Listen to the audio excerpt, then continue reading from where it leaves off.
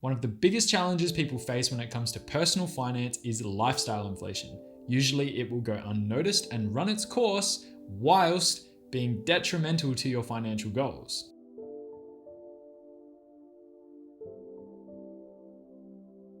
Welcome back to my channel. My name is Reese, and in today's video, I'm going to be covering what lifestyle inflation is and what you can do to avoid falling into common traps as your income starts to grow. Lifestyle inflation in simple terms is when you increase your spending as a result of you starting to earn more money or bring in more income. Logically, the temptation to splurge when your salary increases as a result of your hard work or time with a company, or you start earning money on the side through your side hustle, is going to be hard to resist. A simple example of this in practice would be something like when you see an increase in your salary, you adding a new expense to your everyday life, such as buying a more expensive car than the one you currently have and having to take out a loan to cover the portion that you did not have to pay up front. This would essentially lock you into a higher level of monthly expenses to theoretically enjoy a more luxurious lifestyle. Okay, so now thinking out loud, why is it a problem for you to adopt this lifestyle?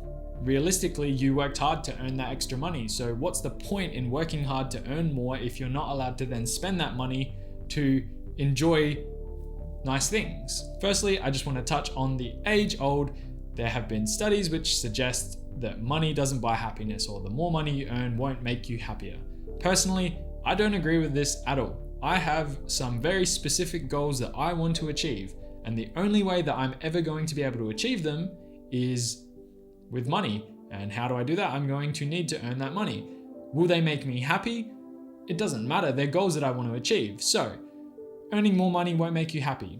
I disagree. Moving on. The reason why I'm saying moving on is because in this instance, or in my instance specifically, the goals that I have set for myself to achieve are expensive, but I wouldn't deem them to be wasteful or silly purchases. So the age-old saying of money doesn't buy happiness, I'm not really applying in my instance. So I'm saying moving on from that. I do, however, believe that if you're already making really good money and you have a really good salary, I do not believe that earning more is going to translate into more happiness specifically. I do believe it will give you the opportunity to fast track your financial goals and potentially eventually reduce stress and put you in a better position for your future, whether it be retirement or just literally your general living standard or standard of living. In my opinion, the main concern surrounding lifestyle inflation is directly associated with those who recently have either finished school or university and start finding themselves moving into the workforce,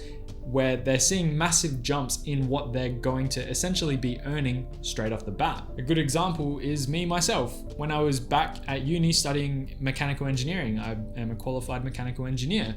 I was working at a local supermarket and I worked a lot. I made about 30 grand a year when I was working at that local supermarket. I tried to make as much as I could because I had my eyes set on the prize, as one might say. But basically, that was a lot of money for someone like me. 30 grand in a year at the age of between 18 and 22, that's a lot of money. You can survive off of that realistically. You're not gonna live a fancy lifestyle by all means, but as someone who was living at home with his parents, no problem at all. Like, it was a pretty comfy lifestyle. I then finished my degree and I eventually got a job in my actual field of engineering as a mechanical engineer. I got hired and my pay jumped to about 62,000. I doubled my weekly income overnight, basically within the span of a month between leaving that job at that supermarket and then getting my new job as an engineer. Now, that is a lot of money. That is a big change. And as someone who was conscious of adapting to this change, I did the right thing with my money. But for people who don't really think much of it, it just becomes a more luxurious lifestyle that they can live without any thought process of, hey, maybe I should purpose some of this money for my future. Now, I will admit that within the first few months of me starting that job, I did spend quite a large sum of the money that I was bringing in because it was a massive change. I bought my laptop, I bought my camera, I bought my computer. I bought things that I really wanted that I knew I could use for, I don't know, making videos on YouTube, things that I wanted to pursue, interests and hobbies that I had. But I realized very quickly after that this wasn't something that could continue. If I continued down this path, I would then start putting other financial goals, long-term financial goals on hold. And that's not something that I wanted to do because I saw the long game. I wanted to get to those goals eventually, and I knew that I needed to put the effort in now, whether it be me actually physically saving that money today or actually putting processes and building habits that would allow me to continue doing what I'm doing right now without essentially spending all of my money and just putting them on hold forever. Now, I don't mean to scare anyone, but without going into it too much, I've heard lots of stories, and I know a few people who have kind of fallen into this trap where they've just consistently not thought about their future, and the long-term goals are too hard to achieve, so they've never started working towards them, they never put processes in place, and they just let lifestyle inflation basically consume them. And the outcome of this has been basically them getting to a point where they're like, oh no, I do want to achieve that goal. I'll use the most common example, buying a house, and them going, oh my God, that's like another 10 years of effort that I'm gonna have to put in just to get to the point where I can do it.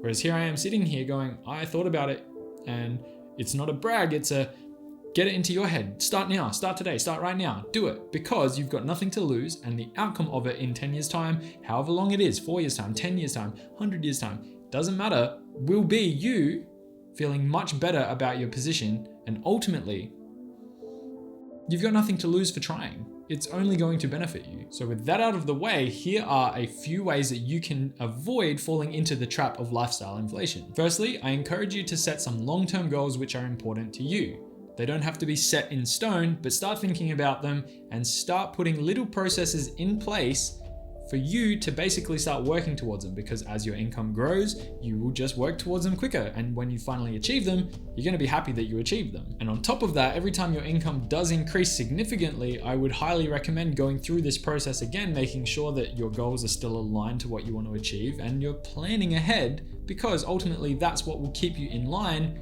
when you earn more money. You'll sit back and go, okay, I need to just put a little bit aside for that goal because I'm working towards that. And if I keep putting a little bit aside, eventually it's just going to pile up, no problems, and one day you'll get there. As a side note, make sure that you put reminders in places that you will see them no matter what. So this could be things like writing notes in your phone, on your computer, just literally having an alarm set every month or so that says, hey, are you still working towards these goals? What have you done to continuously work towards them? This will get it into your head that this is something I'm working towards. It will make you not forget the thing that you've set out to achieve. The big one is to break up your wage and create a budget. Now, I preach this on my channel all the time, and there's a link in the description below to the video that shows you how I actually break up my wage. It's super important to do, it's easy, and once you start doing it, it gets easier, which is ultimately what you need, and I'm telling you, you need it. I guarantee that it will change your life for the better. There's no getting around it. I'm not ever going to say, just go spend your money. I'm going to say, break up your wage in a way that works for you, purpose your money for things that basically allow you to live your life, function, and still enjoy it as much as possible. Everyone's different, everyone's situation is different, but there will be a process that works specifically for you, and I encourage you to figure it out and work towards achieving it. The great thing in particular about doing this is as your income increases, you will get to enjoy the spoils of earning a little bit more money whilst also still smashing towards those goals. You'll still be achieving those goals, and you basically put more spending money in your pocket. And finally, understand that most one-off purchases aren't generally going to increase your happiness in the long term. They're generally impulse purchases, and they will give you a kick of dopamine and make you happy for a short period of time. But when you look back years ahead and go, oh crap, I probably should have purposed that money for something better, I didn't necessarily need to do that, you won't regret it, or you may regret it, but it's something that will definitely play on your mind. I've done this myself with specific things that I've spent money on, and I don't regret buying them because I can accept that it was a stupid thing. I've learned from those experiences, but now having the ability in the now, for me personally anyway, to look at an item and go, if I want it, I'll save towards it, I'll put it on hold and I'll get to it eventually, instead of just going out and purchasing. It's really given me perspective of what's important to me, what makes me happy, and what I really truly need. So something to be conscious of as well. Adding to that as well, if you're someone who compares yourself to others because of the cool stuff that they have, take a closer look. They may potentially also be someone who has fallen into this trap of lifestyle inflation. Ultimately, look at them and question, are they really happy with the things that they have? Or are they just buying them because they want to be happy, because they think that it will make them happy? Question it, look into it, because ultimately you don't want to be a sheep. You don't just want to be following the leader when the leader is someone who's kind of in a trap of their own. The main culprit of people who fall into this trap of lifestyle inflation, unfortunately, are people who impulse purchase. I probably should make a video in the future about impulse purchasing and how to avoid impulse purchasing. So I'm going to add that one to the list because it's something that definitely can resonate with a lot of people. I myself, when I was younger, it definitely was somewhat resonating with me, and it definitely was something that I had to be careful of. I know lots of people aren't, and it's not a bad thing, but it's something that can definitely be improved upon if you want to improve upon it. Being aware of lifestyle inflation is only the first step. From here, you need to be proactive in finding ways to mitigate falling back into that trap. Some of the suggestions that I said earlier in the video are definitely applicable, and it's something you should consider doing because, like I said, and like I've said throughout the video, it's something that you won't regret doing. Being aware of lifestyle inflation is only the first step. From here, you need to be proactive and take steps to actively avoid falling into the traps that lifestyle inflation come with. Ultimately, in the future, when you look back and you don't regret it because you've put in the work to achieve the goals that you've put in place, you're going to be happier in the long run. That's my 2 cents. Take it with a grain of salt, but it's working for me at the moment anyway. Overall, I hope you enjoyed today's video and I hope you learned something new. If you did, please consider liking and subscribing. It really helps the channel out. And as always, I will see you in the next one.